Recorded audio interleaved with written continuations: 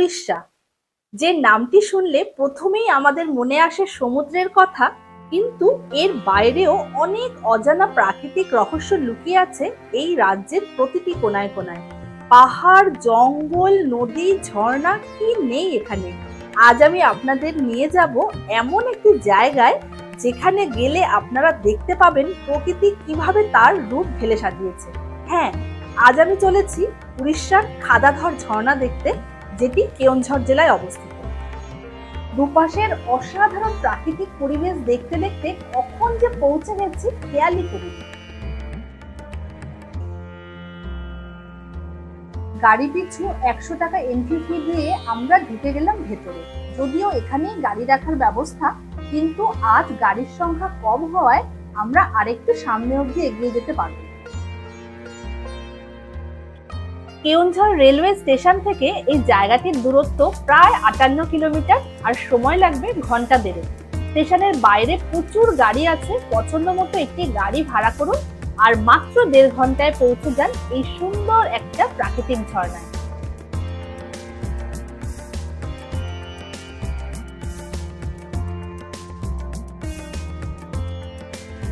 দুপাশে গভীর জঙ্গল আর তার বুক চিরে চলেছে আঁকাবাঁকা রাস্তা, আর এই দূর থেকেই কিন্তু বোঝা যাচ্ছে যে আমরা কাছাকাছি পৌঁছে গেছি আমাদের লক্ষ্যের। সরু সুতোর মতো সাদা ঝর্ণার রেখা এখান থেকেই স্পষ্ট দেখা যাচ্ছে।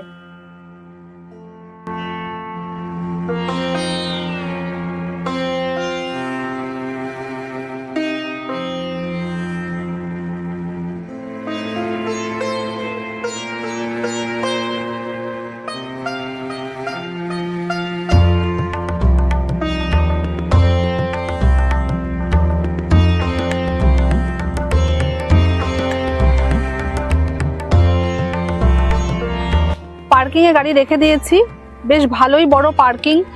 আর একটু ঢোকার আগেই পার্কিং এর জন্য চার্জ নিল 100 টাকা। পার হেড কোনো এন্ট্রি ফি নেই, খানিকটা হেঁটে যেতে হবে। ঢালাই রাস্তা, আর দুপাশে দেখুন এত সুন্দর ঘন জঙ্গল, মাঝে মধ্যে এরকম বসারও সুন্দর ব্যবস্থা করা আছে। ভীষণ সুন্দর প্রাকৃতিক পরিবেশ, সত্যি মানে এইরকম পরিবেশে হাঁটতেও কিন্তু কষ্ট হয় না, এত বিশুদ্ধ অক্সিজেন চারিদিকে, ভীষণ সুন্দর লাগছে। দূর থেকে ওয়াটারফলসের আওয়াজ কানে ভেসে আসছে, আর তার সঙ্গে কানে আসছে নানা ধরনের নাম না জানা পাখির ডাক। হাঁটতে হাঁটতে যখন আপনারা ক্লান্ত হয়ে যাবেন বা বৃষ্টির দিনে বা খুব রোদ গরম লাগলে এখানে কিন্তু খানিকক্ষণ বসে একটু জিরিয়ে নিতে পারবেন। একদম পাহাড়ের গায়ে এই যে পাহাড় ঢালে উঠে গেছে, আর তার পাশে এরকম সুন্দর একটা বসার জায়গা।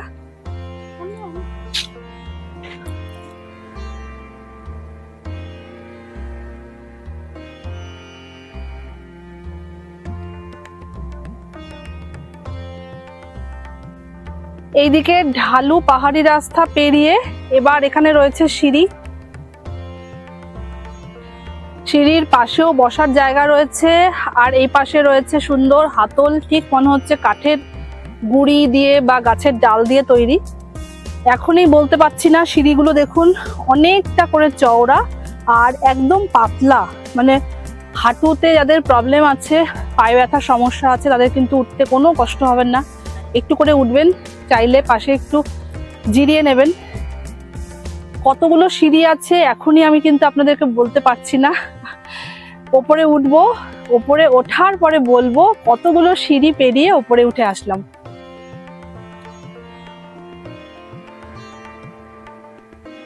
আর্য আর অর্ককে আমি সিঁড়ি গোনার দায়িত্ব দিয়েছি, ওদেরকে বলেছি তোমরা আস্তে আস্তে গুনতে গুনতে ওঠো। ওপরে উঠে ওরা আমাকে বলবে ওরা কতগুলো সিঁড়ি পেরিয়ে আসলো, আর তারপর আমিও আপনাদেরকে জানিয়ে দেব কতগুলো সিঁড়ি পেরোলে তবে ওপরে ওঠা যাবে। ওয়াও, অসাধারণ! এখান থেকেই যা দেখতে পাচ্ছি মনটা পুরো খুশি হয়ে গেল। ওরে বাবা, কত উঁচু থেকে পড়ছে দেখুন।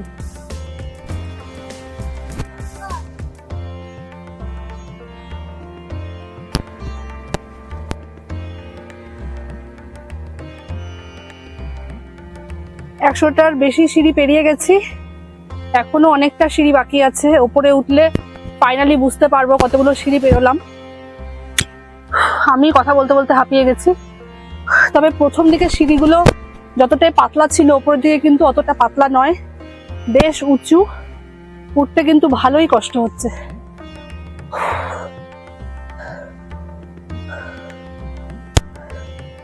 প্রায় মনে হচ্ছে কাছে পৌঁছে গেছি। আর ওই দেখুন এই পাশের সিঁড়ি দিয়ে একদম উপরে যাওয়া যায়, সেটাও দেখবো। উপরে উঠে কেমন লাগছে সেটাও দেখাবো আপনাদেরকে। ভীষণ সুন্দর একটা রামধনু দেখতে পাচ্ছি জলের মধ্যে, চারিদিকে এরকম জঙ্গল, আর তার মধ্যে দিয়ে এরকম ঝর্ণা, পুরো একদম স্প্রের মতো গায়ে আসছে, মনে হচ্ছে কেউ যেন স্প্রে করছে। অর্ক, কটা সিঁড়ি পেলে? ওই পর্যন্ত 192। একদম একদম এই ওপর অব্দি 192, তাই তো? এই সিঁড়ি সব ধরে মোট কটা? 192টা সিঁড়ি। ওকে, থ্যাংক ইউ, থ্যাংক ইউ।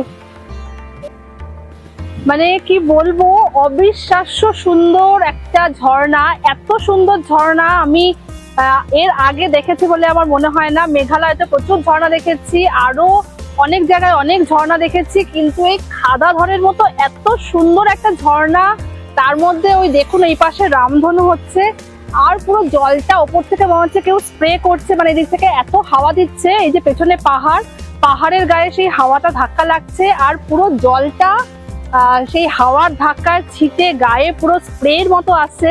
আর চারিপাশে সবুজ পাহাড় জঙ্গল সব মিলিয়ে মিশিয়ে, মানে একটা অনবদ্য সেই আদিম যুগে ফেরত চলে গেছি মনে হচ্ছে।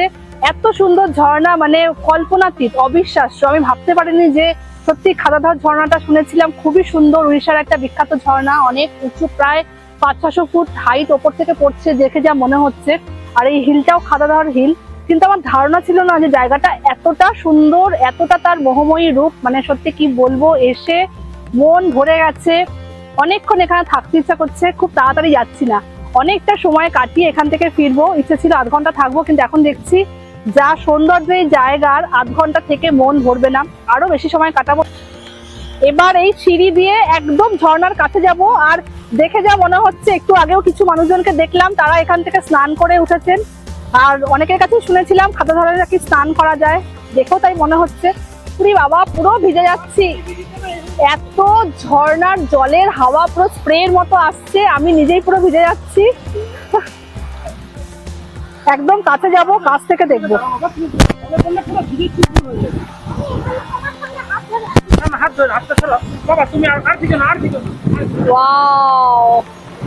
অসাধারণ অসাধারণ, ভাষায় প্রকাশ করতে পারছি না, এত সুন্দর।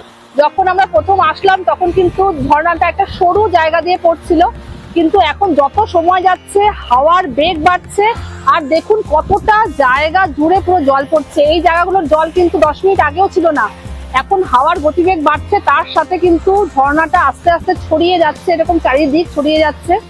এই মুহূর্তে রামধনুটা নেই, কারণ সূর্যের আলো নেই, জাস্ট একটু আগেও ছিল, আপনাদেরকে দেখিয়েছি রামধনু। আর দেখুন জল পড়ে কি সুন্দর একটা ছোট্ট পুল তৈরি হয়েছে, গভীর নয় বেশি। এইখানে বসে আরামসে একটু পা ডোবানো যায়, একটু স্নানও করে নেওয়া যায়, কিন্তু আমরা সেসব করছি না, কারণ আমরা রেডি হয়ে আসিনি এখানে স্নান করবো বলে। অসাধারণ জায়গা। এই যে আবার রামধনুটা দেখা যাচ্ছে, এই দেখুন আবার রামধনুটা কত সুন্দর দেখা যাচ্ছে, একদম কাছে এসে গেছি। ওয়াও,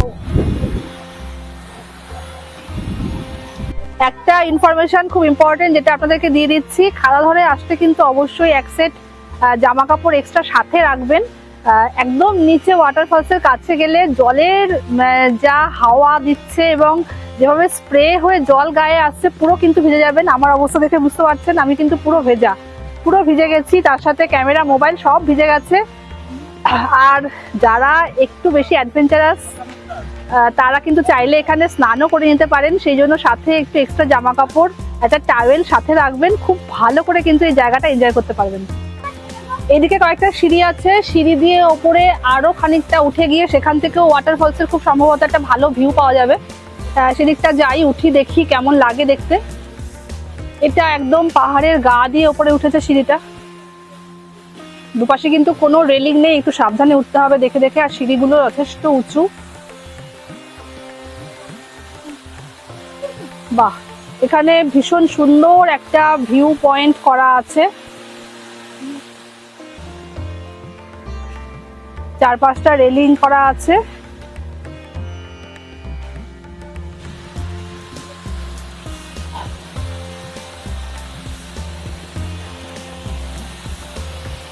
এই দেখুন কত বড় বড় গাছ, সাইডে পাহাড়, আর তার মাঝখান দিয়ে এরকম সুন্দর একটা ঝর্ণা। ছোট্ট একটা পুল তৈরি হয়েছে। আর রামধনুটা এখন অনেকটা উঁচুতে হচ্ছে। যখন আমরা প্রথম আসলাম রামধনুটা অনেকটা নিচে ছিল, এখন বেলা বাড়ার সাথে সাথে রামধনুটা আস্তে আস্তে উপরের দিকে উঠছে, একদম প্রমিনেন্ট। তবে মেঘলা দিনে কিন্তু এই রামধনুটা দেখা যাবে না। আজকে ভীষণ রোদ, একদম ঝকঝক করছে আকাশ, আর তার সাথে এত সুন্দর একটা রামধনু, যেটা আমাদের উপরি পাওনা।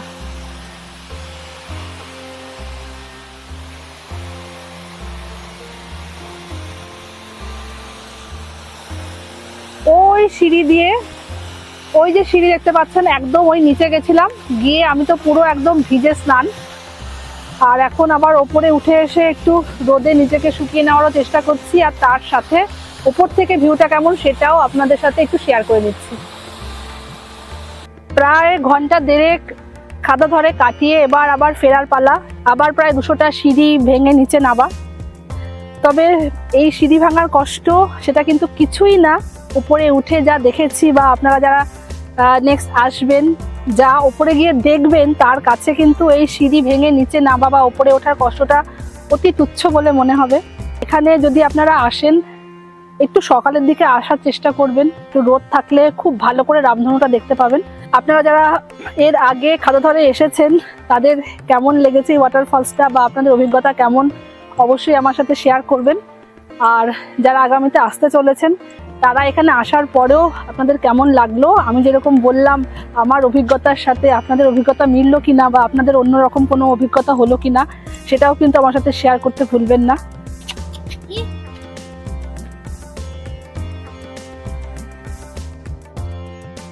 তাহলে আজকের বেড়ানো কেমন লাগলো অবশ্যই আমাকে জানাবেন। যারা এখনো আমার চ্যানেলটা সাবস্ক্রাইব করেননি, প্লিজ সাবস্ক্রাইব করে দেবেন। তাই সাথে থাকবেন, আর অবশ্যই দেখতে থাকবেন ট্রাভেলিং মোড। টাটা।